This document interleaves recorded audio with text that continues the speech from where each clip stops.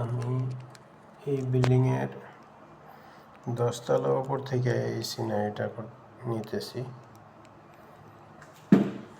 দেখেন ভিউয়ার্স, কত সুন্দর। আমি অবশ্যই এইটা 10 তলা থেকে নিতেছি।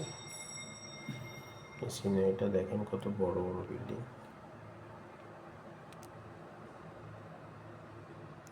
আকার ছোঁয়া বিল্ডিং গুলা। এখানে যতগুলি বিল্ডিং আছে সব এক সমান।